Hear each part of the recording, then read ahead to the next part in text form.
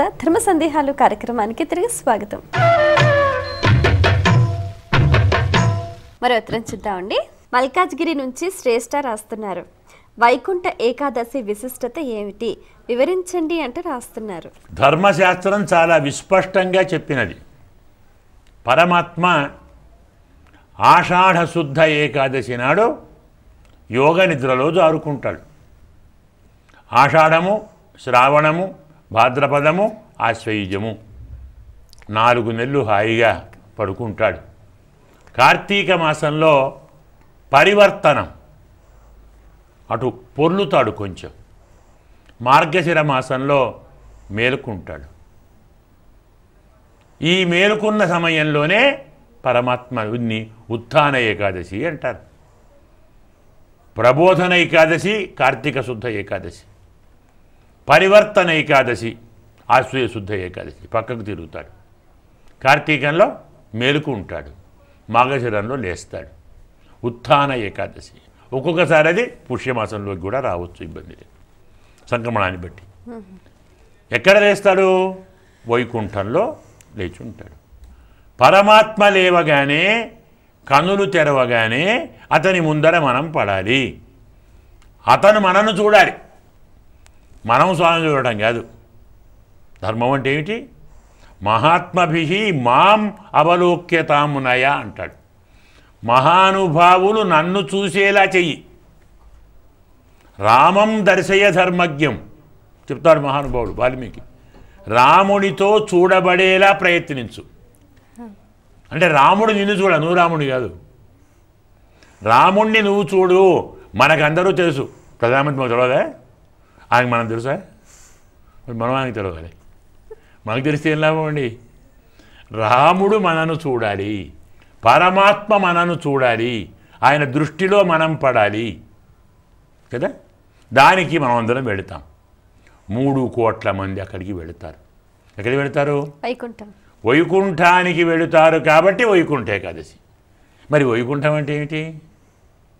పరమాత్మ యొక్క నివాసం కదా. దాన్ని ఏమంటారు? పరమాకాశం, పరమవ్యోమ, పరమపదం ఇవన్నీ అంటారు. మరి దానికి ఈ పేరు ఎందుకు వచ్చింది?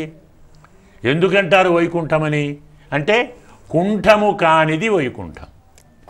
కుంఠము అంటే నాశము, నాశము లేనిది.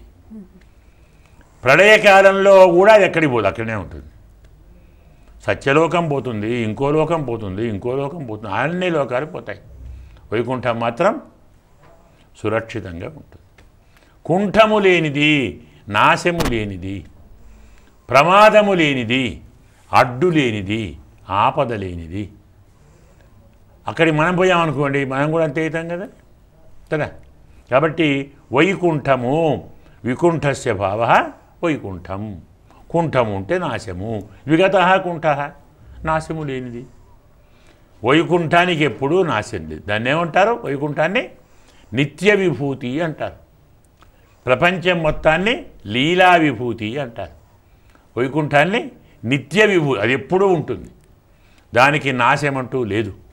అలాగే అక్కడ కాలం కూడా లేదు, దానికి నాశం లేదు, అక్కడ ఉండేవారికి లేదు. అక్కడ ఉండేవారికి ఎలాంటి పరివర్తన లేదు. ఒక పువ్వు అక్కడ వేసామంటే మళ్ళీ 1000 ఏళ్ళ పోతే ఆ పువ్వు అలాగే ఉంటుంది. మనం ఇక్కడ పూలు తెచ్చుకుంటాం, పొద్దున పెట్టుకుంటాం, సాయంకాలానికి వాడిపోతాయి. పండ్లు తెచ్చుకుంటాం, 3 వరకు పెడతాం, 4వ నాడు మురిగిపోతుంది. బట్టలు తెచ్చుకుంటాం, ఏడాది కడతాం, తర్వాత చినిగిపోతాయి. ప్రతిదానిలో మార్పు ఉంది, ప్రతిదానిలో నాశం ఉంది. వైకుంఠంలో ఏ వస్తువు నశించేది కాదు. చెట్లు దివ్యములు, పుట్టలు దివ్యములు, నదులు దివ్యములు, కొలంలో దివ్యములు, పూలు దివ్యములు, పండ్లు దివ్యములు, ఆభరణము దివ్యములు, సంకల్పం కూడా దివ్యమే. కాబట్టి కాల ప్రభావము లేనిది. నాశం దేనివల్ల? కాలంతోటే కదా. నకాల తత్ర వై ప్రభు. అక్కడ కాలం సమర్థం కాదు, అక్కడ కాలం పనిచేయదు. అందువల్ల నాశము లేనిది వైకుంఠం. వైకుంఠము యొక్క ఏకాదశి అంటే మనం కూడా మన 11ంటిని నాశనం లేకుండా చేసుకోవాలి. ఎలా చేసుకుంటాం? ఇవి ఇండియాలు పోతాయి కదా. కాబట్టి పరమాత్మను మనము నిరంతరం ధ్యానం చేస్తే నాశం ఉండదు. మనకు కూడా నాశం ఉండకూడదు అంటే వైకుంఠంలోకి వెళ్ళాలి అంటే వ్రతం చేయాలి. వ్రత విధానం మనం చెప్పుకున్నాం కదా. అందువల్ల భయభక్తులతో, శ్రద్ధాభక్తులతో, విశ్వాసముతో పెద్దలను, గురువులను ఆరాధించి అనుమతి తీసుకొని వ్రతమాచరించి పరమాత్మను కీర్తించి పరమాత్మానుగ్రహాన్ని పొంది ఉత్తమమైనటువంటి సిద్ధిని పొంది తీరుతారు. ఇది వ్రతం యొక్క లక్షణం.